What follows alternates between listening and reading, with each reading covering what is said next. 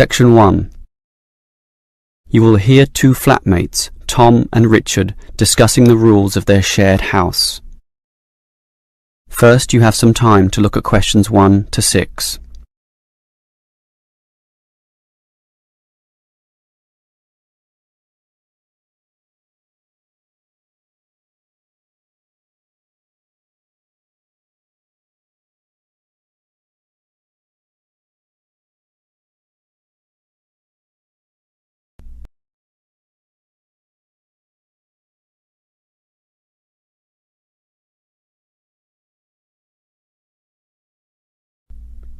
Now we shall begin. You should answer the questions as you listen, because you will not hear the recording a second time. Listen carefully and answer questions 1 to 6. Richard, as we discussed before with this extra bedroom in the house, we should advertise for another tenant, but I think we've got to establish rules this time. We already have 2 rules about the rent money. Remember? We pay on the 5th and expect full payment with no excuses. Sure, but I mean additional rules apart from those 2. Okay, there's certainly no harm in that. Remember the problems we've had with people in the past. I think we should learn from those bad experiences. You may have a point there. For example, you know that I like cooking, so I can propose a kitchen rule straight away. Every tenant must clean after use. We shouldn't allow what happened last time. You mean that guy who left all his dirty dishes piling up and food on the floor? Clean after use. We should write that down. I'm happy with that. And not only clean, but they also have to tidy up. We can't have them cluttering up our very small kitchen counter. I'm with you there. That will make life far more manageable. So, tidy up is our second cooking rule, let's say. And now, can I tell you what really annoys me? Sure. Dirty tenants. Those who just allow dirt and dust to build up around the house and don't care less. We've got to have a strict rule prohibiting that. What about a cleaning roster? We can make a list of everything that we expect to be done. Carpets vacuumed, furniture dusted, toilet cleaned, and so on. And everyone is required to take turns. First my turn, then your turn, then the third tenant's turn. This spreads the load, so we can keep the apartment very clean. I'm happy with that. Otherwise, one person will be working harder than the others. But how often do we do it? Every day, twice a week, or once a week, or what? Every day. What do you think? Too often, I would say. Well, every 3 days then. I don't know. We're all busy with part-time jobs and study. I'd say that once a week is good enough. It's probably what most households do, anyway. All right. Let's run with that then. As long as we do clean regularly and well. Okay, are there any other rules? What about music, loud TV, that sort of thing? I want absolute quiet at night because I go to bed early in order to get up early for my job. So, why don't we say no noise after, say, 11 at night? Earlier than that, 10 p.m. That's consistent with most rental properties, and no overnight visitors either. You're right. That caused a lot of problems when the last tenant brought his drinking buddies in for the night. So, we prohibit late night noise and overnight visitors as well. That sounds good to me. Before you hear the rest of the conversation, you have some time to look at questions 7 to 10.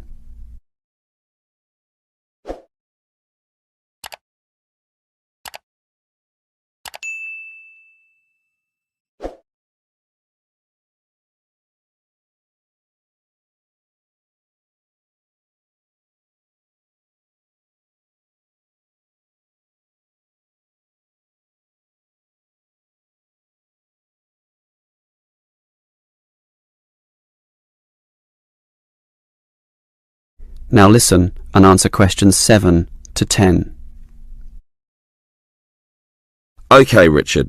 If we want to advertise for an extra tenant for the third bedroom, there's a website with an online form here that we can fill out. That will speed things up. Good idea. In fact, let's do it now and get it over and done with. Sure. The first category here is gender. I guess that means we write male or female. I think I'd prefer a male. He'd fit in with us, one of the boys, something like that. Sure, but that might limit things, and I'd say a female might be just what this household needs. Why don't we say any and let fate decide? See who turns up and judge them as they come. Okay, I'll type any. So now we move on to job. What sort of job do you want them to have? To me, it doesn't matter. Doctor, lawyer, cleaner, as long as they have a job, of course. Unemployed tenants can be a problem. Just type in must have. You mean a job? Yes. Must. Okay, that's done. Now, how much should we ask them to pay? $180 would be about 1/3 of the total rent. I'm doing the maths now with a calculator. The figure would be closer to $173.50. Well, let's round that up to the nearest 5. I'll type in $175 and we can share the extra $1.50. Done. Now, finally, when can we let the new tenant move in? Immediately, I'd say. The sooner the better. Type in immediately. But I'm busy this week with my job, so I'm not in the mood to interview tenants right now. And anyway, we've had just you and me for so long, what does another couple of weeks matter? So, when would you like the tenant to move in then? 1 week from now? Beginning of the month, March 1st? Later. Give it another 4 days at least. March the 5th is better for me. Okay, I'll type that in. It should be fine. Any later than March the 8th and I'll be too busy with my exams. And that's about it. That is the end of section 1. You now have half a minute to check your answers.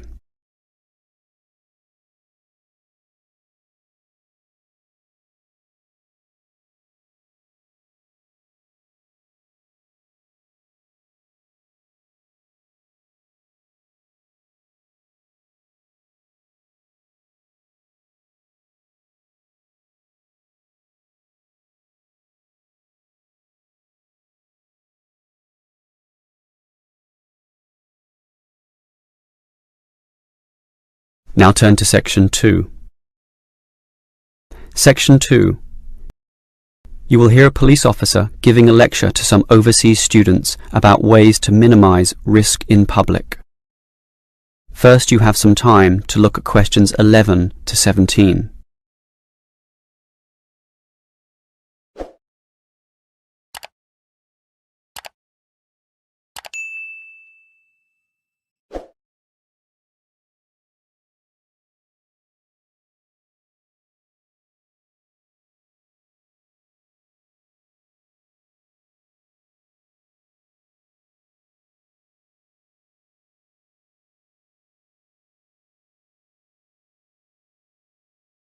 Now listen carefully and answer questions 11 to 17. Hello, everyone.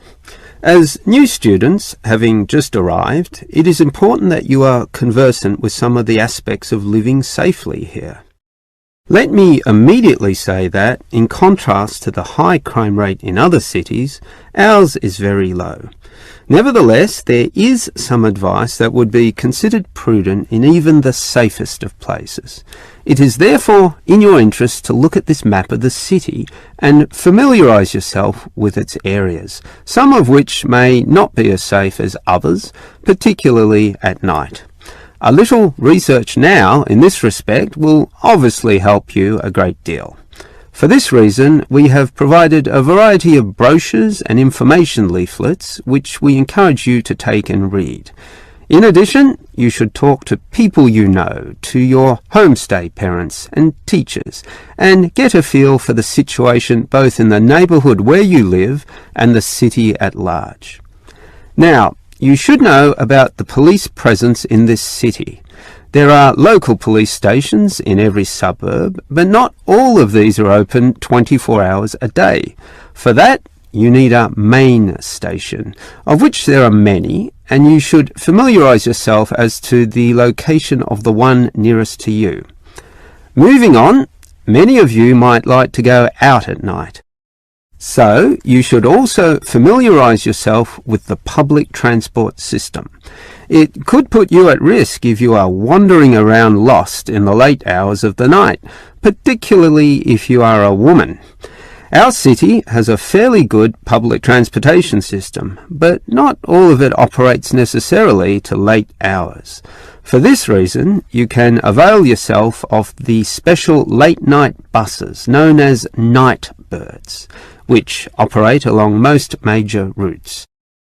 Again, collect one of the brochures on the table here for the night bird timetables. Finally, if you do feel there is an emergency, you can dial 000. However, this does not take you through to a police station, but rather an operator.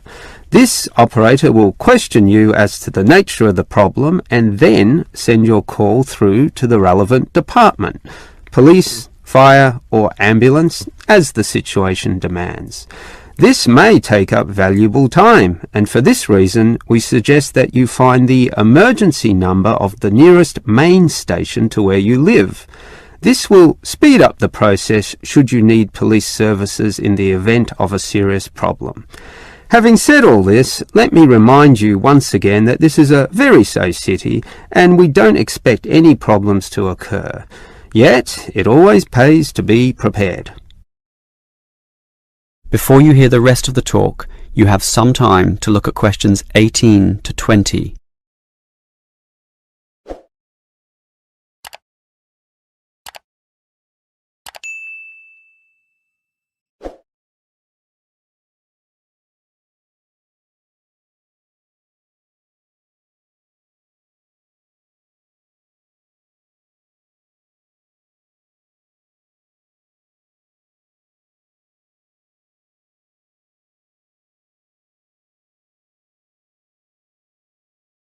Now listen and answer questions 18 to 20.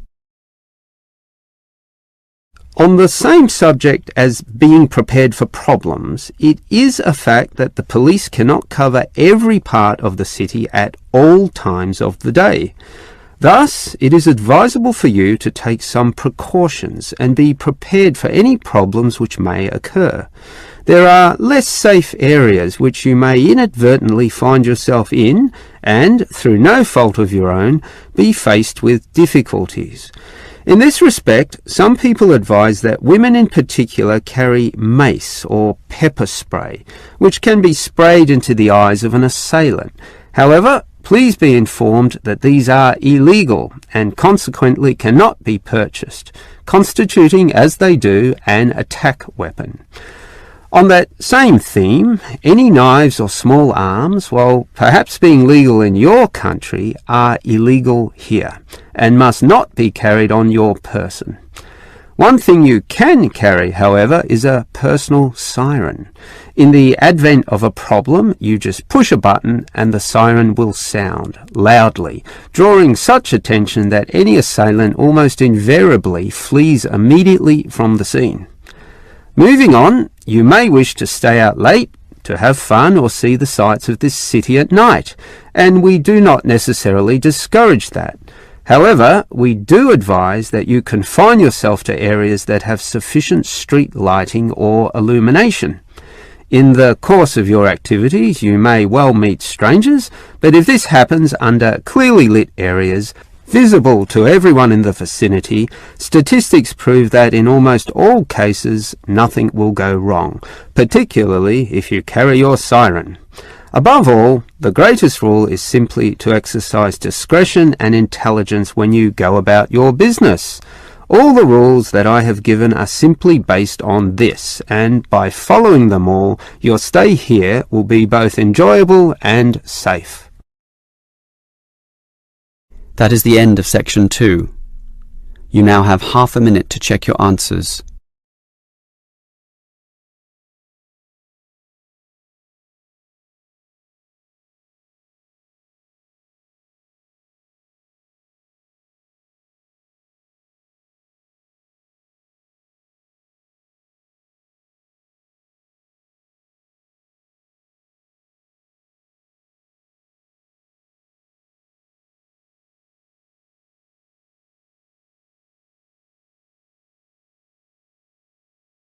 Now turn to Section 3. Section 3. You will hear two students, Frank and Nicole, discussing their survey results. First, you have some time to look at questions 21 to 25.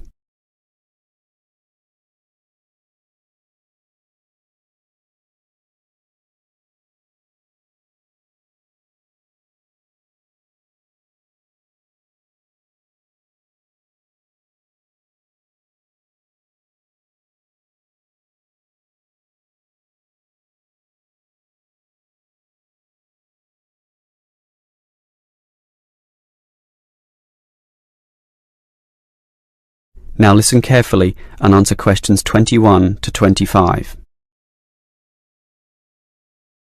Okay, Nicole. Did you interview the required 50 people? Yes, I have them all here. I had intended to talk to over 50 actually, but I could only talk to 46 in the end, all students from the university. It should be fine for our purposes, and it was interesting actually to hear what they said. I was hoping for 50 to make a round number. Better for statistical purposes, but 46 should be okay. I think so. What was interesting was that many of them were not happy with the staff here. Really? What proportion? Well, 1/4 of them said the staff were okay, and another 10% said they were good, which together makes about 1/3.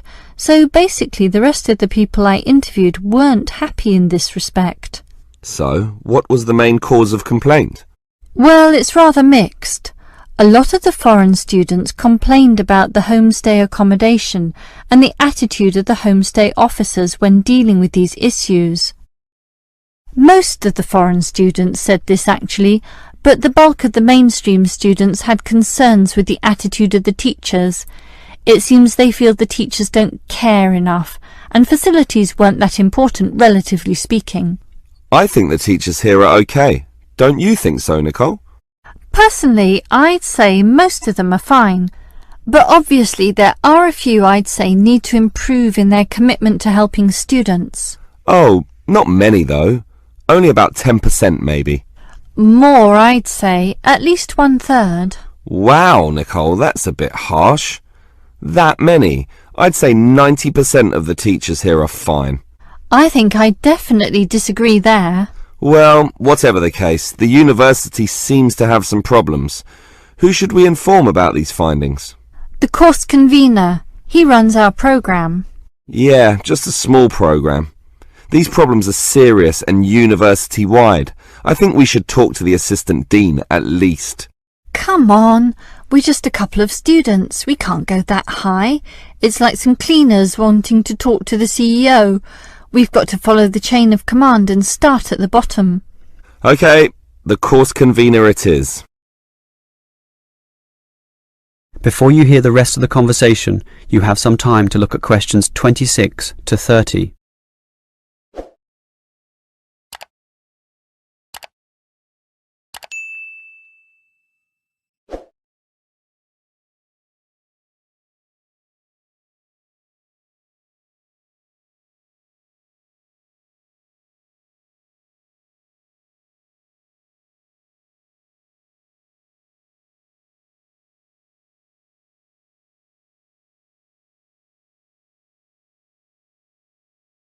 Now listen and answer questions 26 to 30.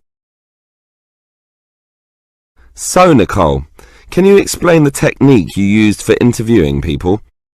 Every time I try interviewing, I seem to encounter problems, and yet you manage to interview so many people so quickly. What's the secret? It's really quite simple.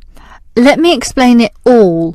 The first step, and this is probably the most important point, is to select the position or the location where you're going to do the interviewing. It's got to be a good one.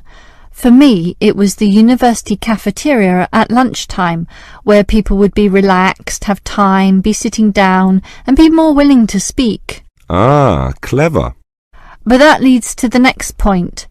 Everyone's in a hurry these days, so you've got to immediately confirm that they can in fact spare some moments to answer your questions.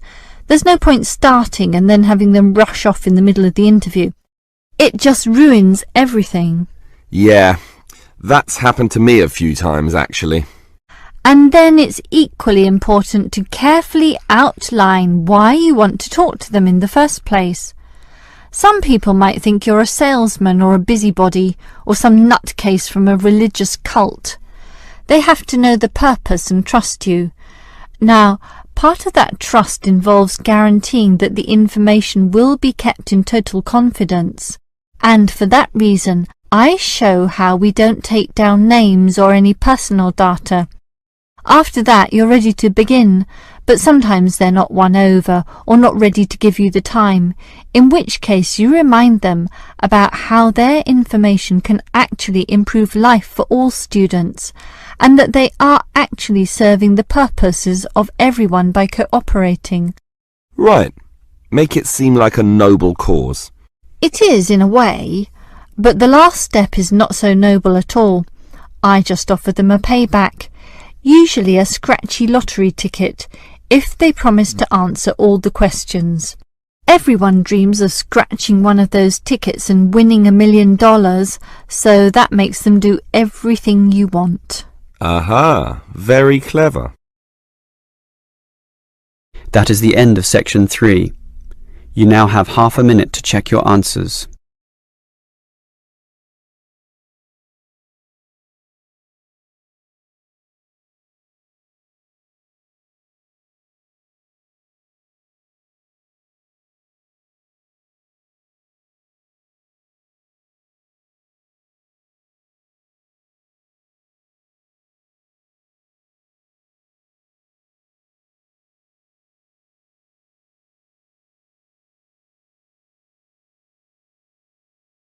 Now turn to section 4. Section 4. You will hear a lecturer discussing human resource management. First, you have some time to look at questions 31 to 33.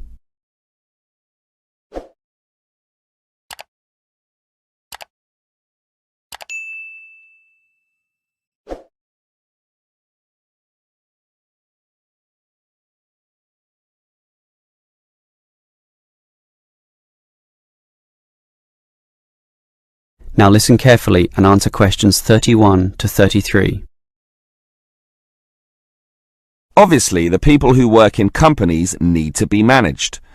Pay must be added up, hours clocked, and leave tallied. This is known as hard human resource management, or hard HRM. This is because it is based on hard numbers, facts and rules. That is an impersonal, calculative aspect. And again, there must be such an outlook with all its paper-based systems in order to carry out company tasks. But if there's a hard, there must be a soft. And it is this soft element of HRM that I'd like to consider now. Historically, it took a long while before the importance of this soft element was realized. For example, in Henry Ford's car-making factories, workers were regarded as unthinking tools who would mindlessly repeat the same task for 8 hours a day. This attitude worked for a while. However, the Ford Motor Company faced the growing challenges of huge turnover, lack of motivation, declining quality of their product, and labor disputes. It eventually became clear that the original ethos about workers was wrong. It needed to take their human needs more into account. That leads us to the modern soft HRM model, where the staff, or human resources, are now considered one of the most important assets a company may have, an asset just as tangible as the factories, shops, and money in the bank, and something that needs to be managed in a soft way as well as hard. Before you hear the rest of the lecture, you have some time to look at questions 34 to 40.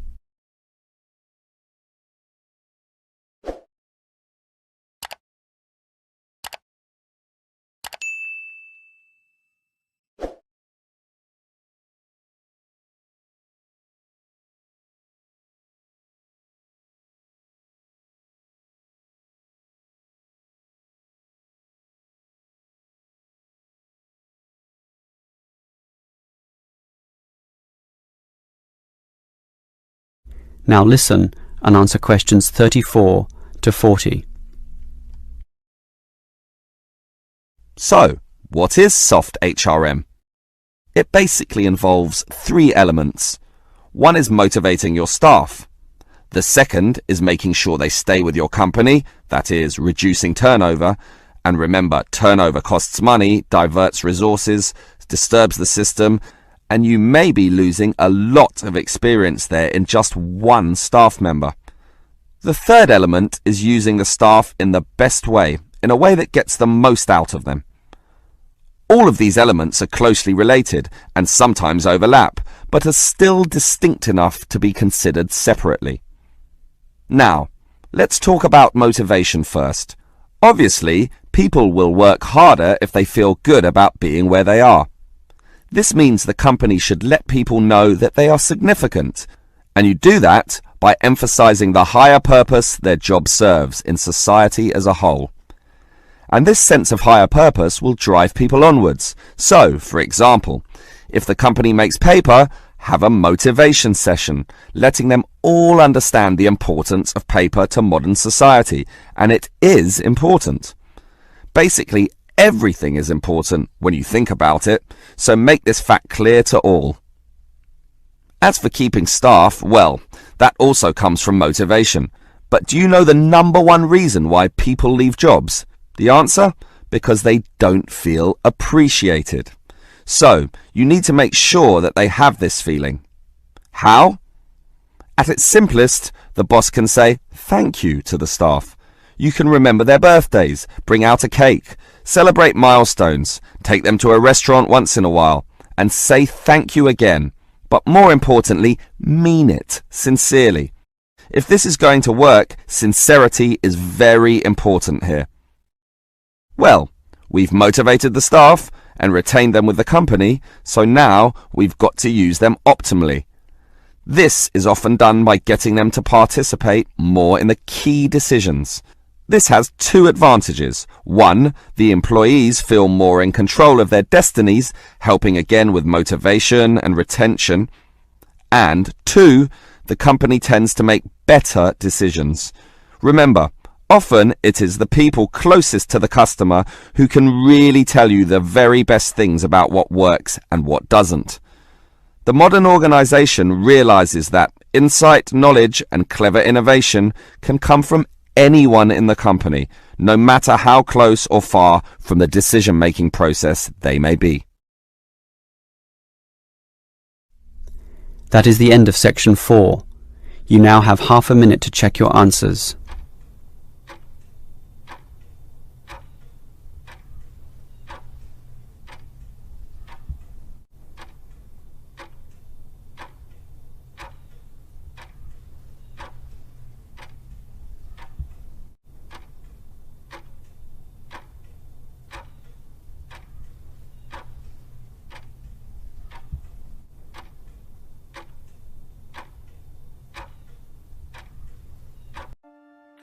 That is the end of the listening test.